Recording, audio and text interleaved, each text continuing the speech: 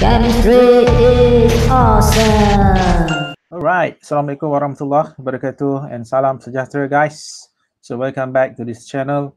Okay guys, so in this lesson we are going to look at mechanism number 3 guys, the third mechanism for your organic chemistry for this semester.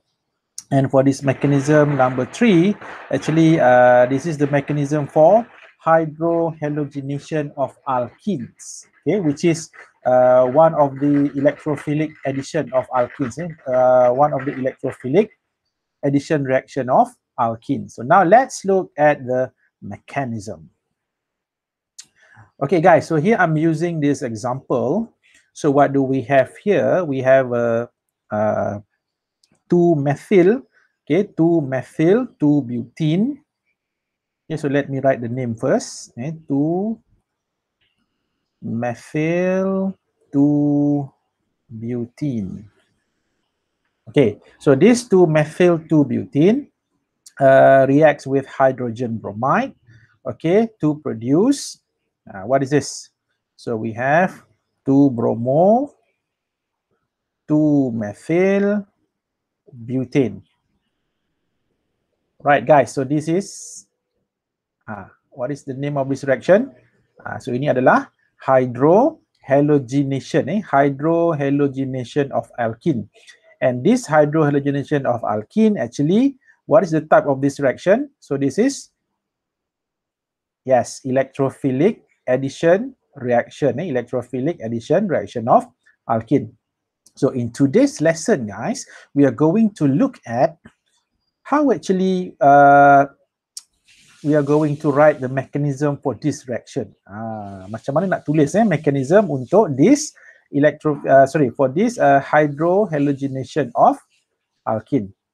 Okay guys, jadi honestly or frankly speaking, to me, saya rasa inilah antara mechanism yang paling simple. Yes, kan you all ada 10 mechanisms, right? That you all need to learn. Okay, dan you all kena faham ada 10 mechanisms. Jadi out of those 10 mechanisms, saya rasa ini antara yang paling simple lah, antara mechanism yang paling simple yang saya rasa senang untuk you all tulis, easy to write and also easy to understand. So hopefully lah, senang you all faham. Now let's look at this mechanism for this reaction. Right guys. Remember, sedikit saya bagi peringatan sekali lagi. Remember guys, whenever the mechanism involves the formation of carbocation, please, okay, I repeat, please, consider whether rearrangement of carbocation is possible or not. So why am I highlighting this? Because guys, in this mechanism, still in this mechanism, you all akan jumpa along the way tu, dia akan menghasilkan this carbocation. Jadi maksudnya whenever ada melibatkan carbocation, kita kena pause kejap, kita kena tengok pada that carbocation whether is it possible or not for this carbocation untuk berlakunya rearrangement, either 1,2-hydride shift or 1,2-methanide shift, guys, okay? So keep in mind benda ni, Right, so let's start with the step 1. Okay, so for this mechanism, guys, the first step itself, see, involves formation of carbocation.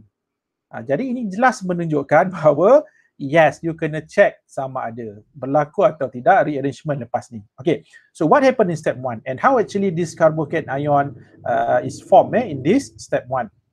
Okay, so as you all dah belajar tentang alkene ni from your previous lessons, kita tahu alkene adalah suatu hydrocarbon yang kita katakan mempunyai electron density yang sangat tinggi due to the presence of carbon-carbon double bond. Okay, disebabkan oleh adanya carbon-carbon double bond itu. So what happened actually in this step 1, this carbon-carbon double bond, kita tahu kan they consist of 1 sigma and 1 pi.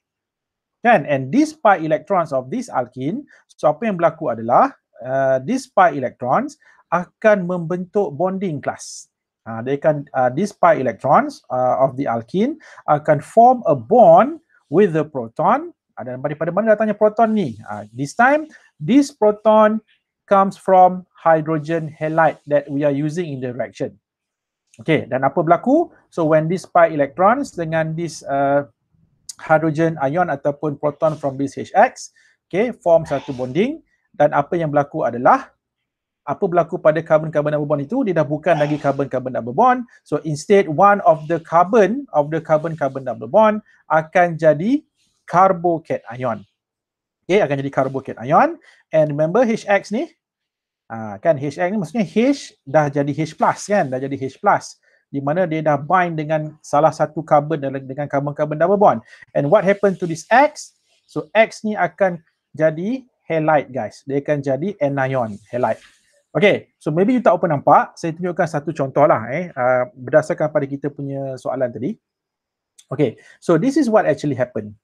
Since kalau you all tengok kat sini, kita tahu kan sekarang ni double bond kan consists of 1 sigma and 1 pi. And disebabkan oleh pi elektron ini, itu yang menyebabkan electron density pada this carbon-carbon double bond adalah sangat tinggi dan menjadikan this carbon-carbon double bond adalah nucleophilic site. Okay, dan kalau you tengok pula dekat HBr here guys, so this H is partially positive kan. This bromine adalah partially negative. Kenapa macam ni? Because bromine is more electronegative than hydrogen. So bila berlaku macam ni, so dia akan menyebabkan apa? Dia akan menyebabkan this H akan jadi suatu site yang kurang elektron, ataupun yang you dah belajar sebenarnya in chapter 11, this will become electrophilic site guys, electrophilic site. Jadi ini nucleophilic site, ini electrophilic site. So itulah apa yang berlaku.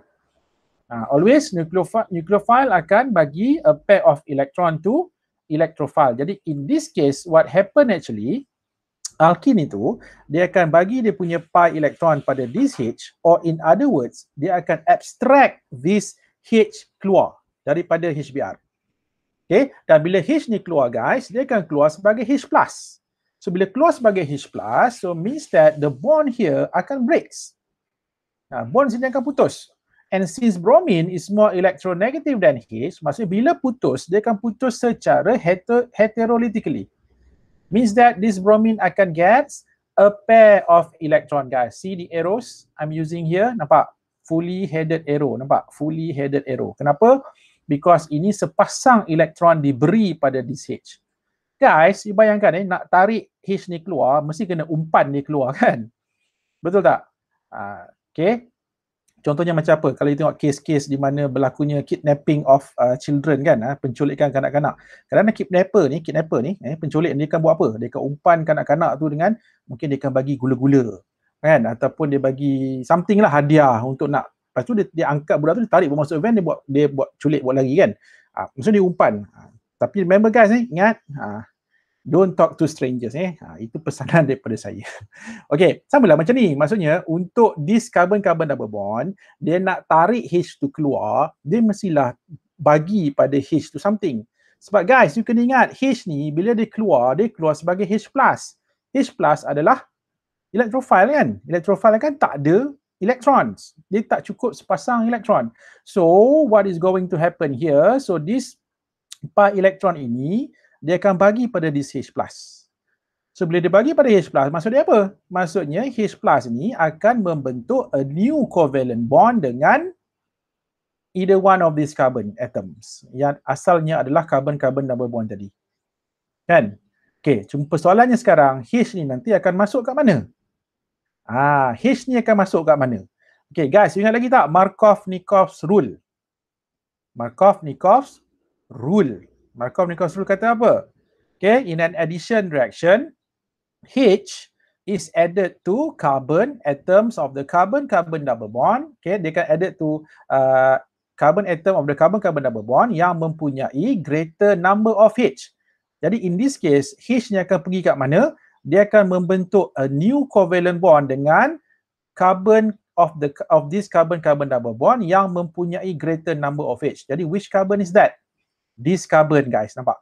Kenapa? Sebab carbon ini ada satu H kan? So this carbon tak ada H, dia bonded dengan dua methyl CH3, CH3. Jadi in this case, H akan form a new covalent bond dengan this C, and that's why class we are going to get this carbocation ion. Nampak? Dia akan masuk kat sini, H akan masuk kat sini, see? Dia akan jadi CH2. And what happened to this carbon? You kena faham asalnya these pi electrons are shared. Kan, antara dua carbon ni, dia dah buat perjanjian, kita kena kongsi supaya kita, both of us akan stable, capai oktat. Dia kongsi. Tapi apa berlaku bila berlaku reaction, okay, dia kena sacrifice this pi electron here sebab dia kena bagi pada H, dan dia kena tarik H itu, dan untuk C dengan H tu nak buat bonding, dia perlu kongsi sepasang elektron, dan dia akan gunakan apa? So dia akan gunakan these pi electrons lah. Jadi you nampak tak, bila this C dah form a new covalent bond dengan this H here, C dia dah form CH2, nampak?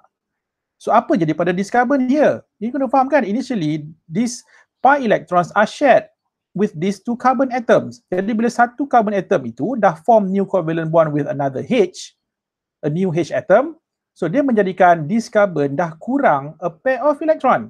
So what do we call that species? Carbon with less a pair of electron, less pair of electrons, apa?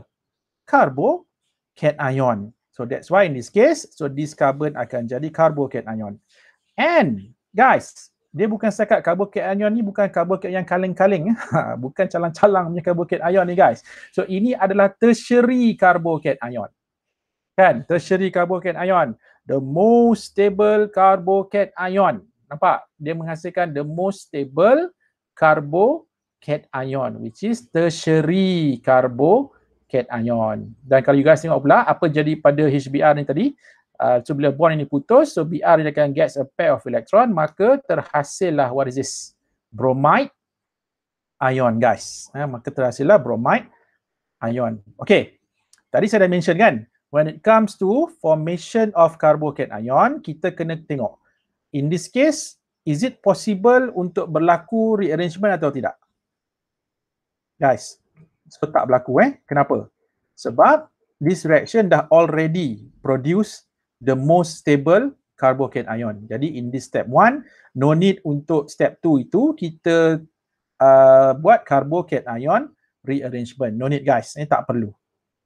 Okay, so sedikit juga saya nak selitkan, remember Markov-Nikov kan kata apa?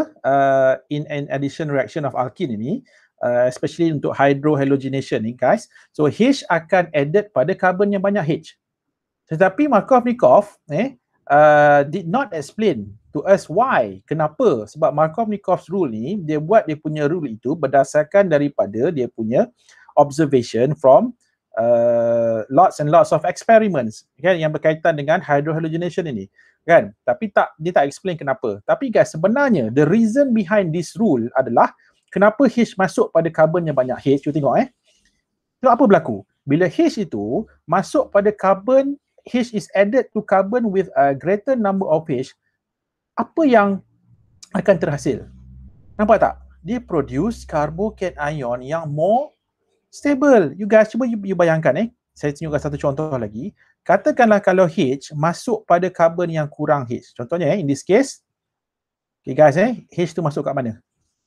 Ni guys, H itu ni, H ni dia masuk dekat this carbon here. So H masuk sini guys. So berlaku apa kat sini?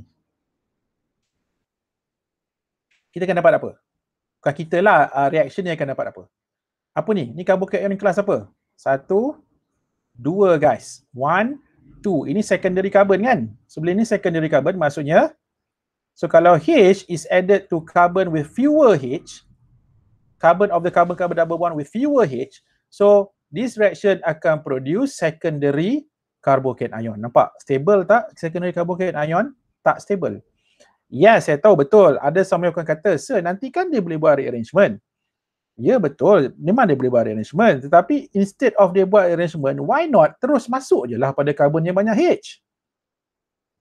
Kan, kenapa nak pergi pada yang kurang H dulu, lepas tu buat rearrangement? Kan lambat. Jadi, okay guys, you kena faham tau, dalam satu tindak balas kimia ni, kita kena letak species involved tu, dia boleh buat decision tau sendiri. Dia akan tentukan sendiri. The nature of the reaction is like that.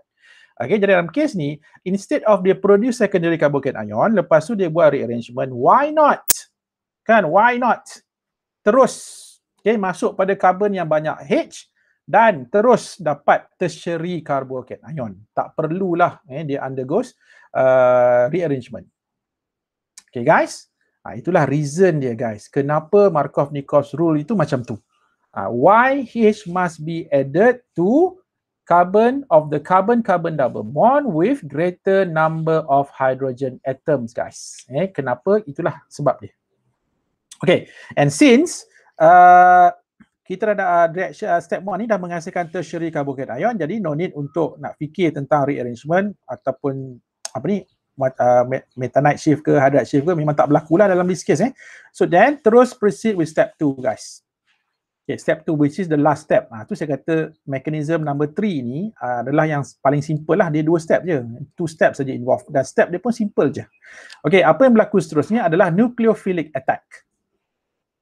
Jadi apa yang berlaku dalam this step 2 guys, remember tadi dalam step 1 apa berlaku pada HBr? HBr tu dah break secara heterolytic, and then what happen? So dia akan produce bromide. Kan tadi bromide kan, ataupun in general halide ion lah. So halide ion, halide ion produced in step 1. Guys, halide ion is an anion, and all anions are nucleophile. Kan, anions are nucleophile. Okay, dan satu lagi tadi apa yang terhasil? Carbocation. Carbocation ni apa? Electrophile. Guys, electrophile. Nucleophile. Nucleophile dengan electrophile ni dia tak boleh bertemu. Sebelum bertemu dia akan berlaku reaction lah. Jadi in this case sebab electrophile tak cukup sepasang elektron, nucleophile ada additional ataupun terlebih sepasang elektron. Jadi apa yang berlaku? So this nucleophile akan donate a pair of electron to this electrophile. Ataupun in other words kita akan sebut istilah dia sebagai nucleophilic attack. Walaupun bunyi macam serangan kan, serangan nucleophile, tapi sebenarnya nucleophile tu dia attack electrophile untuk apa? Untuk bagi sepasang elektron. Dia sebenarnya nak derma, tapi istilah dia tu kita guna nucleophilic attack guys. Jadi macam mana cara dia? Macam ni guys. Jadi sekarang ni tadi, so inilah the carbocation ion tadi, the tertiary carbocation ion, and this is the bromide. Jadi sekarang kita tahu ini adalah electrophile. Kan? So ini adalah nucleophile. Okay, jadi what happen? So nucleophile ni akan gives a pair of electron to this electrophile. Jadi same thing happen here. Maksudnya bromide. So apa bromide akan buat? Nampak dia ada lone pair ni kan? Okay, mana-mana lah you ambil mana-mana lone pair of this bromide. So ini yang dia akan bagi pada this carbocation ion tadi.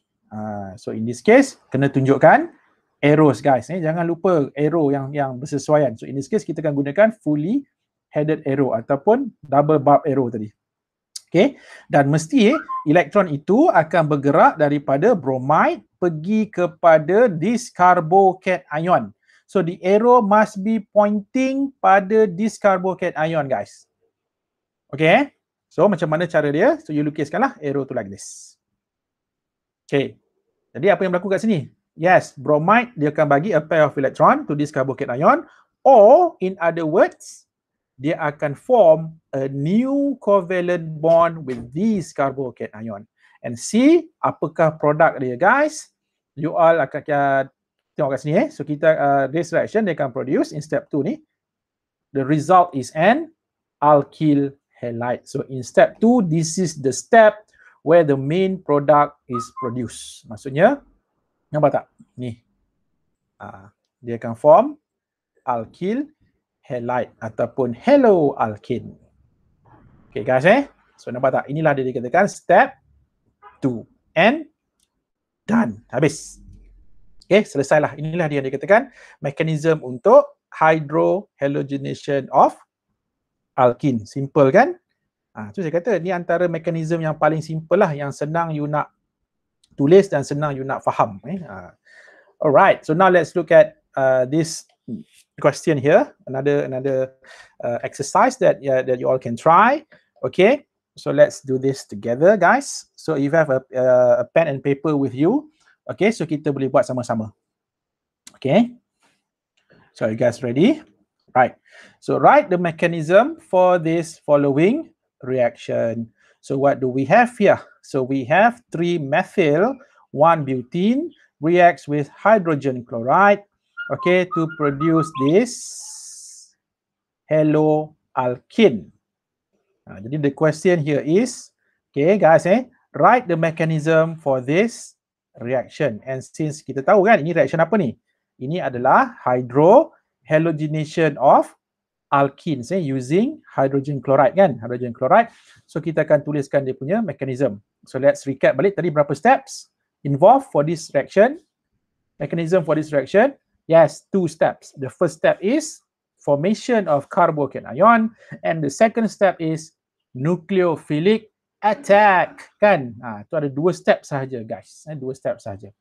So now let's try to write the mechanism for this reaction. Are you guys ready? Alright, so let's do this. Okay guys, so the first step, formation of carbocation. So in this first step, so what happened? The pi electrons of the alkene, okay, form a bond with the proton that came from hydrogen halide to form a carbocation and a halide ion. So macam mana cara dia? Macam ni guys. So this is the alkene, okay, and this is the hydrogen halide kan. So since this H is partially positive, ini partially negative. So, kalau you guys nak boleh letaklah lone pair kat sini. Right. Dan kita tahu kan, ini akan jadi electrophilic site, and since this carbon-carbon double bond adalah nucleophilic site, so dia akan buat apa? So dia akan dermakan dia punya pi electrons to this H, ataupun in other words, dia akan abstract this H keluar sebagai H+, dan H ni akan pergi mana guys? So this H akan goes to carbon yang mempunyai banyak H. So this carbon ada 2 H, this carbon ada 1 H. Jadi dia akan masuk kat mana? Dia akan masuk pada carbon yang more number ataupun with greater number of hydrogen atoms. Remember Markov-Nikov's rule kan? Okay, so inilah apa yang akan berlaku guys. Jadi dia akan bagi a pair of electron to this H, dan ikatan antara H dengan Cl ni guys akan broken, dan dia akan broken secara apa? Secara heterolytically. Jadi maksudnya chlorine tadi of this HCl akan gets a pair of electron. So what will happen to this chlorine guys? So chlorine itu akan jadi chloride. Dia akan jadi chloride, and then H ni akan keluar sebagai H+, dan H+ akan pergi mana? Dia akan masuk pada this carbon here, see? Nampak? Daripada CH2, dia dah tukar jadi CH3. But what happened guys to this carbon here? So dia akan jadi carbocation. And guys, nampak ini carbocation apa? Secondary carbocation guys. Secondary carbocation. Stable ke tidak? Is it stable? Less stable lah kan. Kalau kita compare to tertiary, secondary carbocation is less stable. Okay, so is it possible for this carbocation to undergo carbocation rearrangement? Is it possible guys? Boleh tak? Boleh. Jawapannya boleh. Okay, jadi in this case, dia akan buat rearrangement apa guys? Dia akan buat rearrangement apa? 1,2 methanide or 1,2 hydride shift? Okay, so dia akan buat 1,2 hydride shift guys. 1,2 hydride shift daripada mana? Nampak tak guys? Dekat sini kan ada H ni. So ini yang dia akan pindahkan ke sini guys. Okay, dia akan pindahkan H tu. Okay, macam mana caranya saya akan tunjukkan Okay, so dalam kes ni berlakunya rearrangement of carbocation ion. Nampak? So dia akan pindahkan H ni ataupun dia akan pindahkan hydride ni. Kan you ingat lagi kan hydride tu apa ni? Dia akan pindahkan ni hydride from this carbon, dia akan migrate to this carbon, to this carbocation ion. So bila dia migrate to this carbocation ion, so means that dia akan buat a new bond here, a new covalent bond here. And what happened to this carbon guys? So ini carbon inilah pula yang akan jadi carbocation ion. But carbocation ion itu adalah tertiary carbocation ion guys, which is the most stable carbocation ion. So maksudnya yang lagi baik lah. It's better than secondary kan. Bukan sekat better, much better than secondary carbocation ion. Okay, so dia akan produce tertiary carbocation and then guys, barulah dia proceed dengan the last step which is nucleophilic attack. Okay, nucleophilic attack. Jadi in this case ataupun dalam step 3 ni guys, so what happened was the halide ion apa? Tadi kan halide ion tadi, so dia akan bertindak balas, reacts with this tertiary carbocation ion. So how is that possible? By donating an electron pair, and the result is terhasil lah kita punya main product lah, which is alkyl halide. So macam ni guys. Tengok ingat kan, ini yang tertiary carbocation ion tadi. So apa berlaku? So this chloride yang datang daripada HCl tadi akan donate a pair of electron to this carbocation ion, ataupun dia akan membentuk new covalent bond with this carbocation ion. And finally guys, so this is kita punya haloalkane, ataupun kalau you guys nak namakan dia, apa nama dia ni? So kita akan ada 2-chloro-2-methyl-butane guys. 2-chloro-2-methyl-butane. 2-chloro-2-methyl-butane guys. Okay, so that's it guys. Itulah dia apa ni yang kita sebut sebagai mechanism number 3 lah, ataupun mechanism for hydrohalogenation of alkenes. Right guys, so itu saja untuk this lesson. Assalamualaikum warahmatullahi wabarakatuh. See ya in the next lesson. Bye. Stay safe.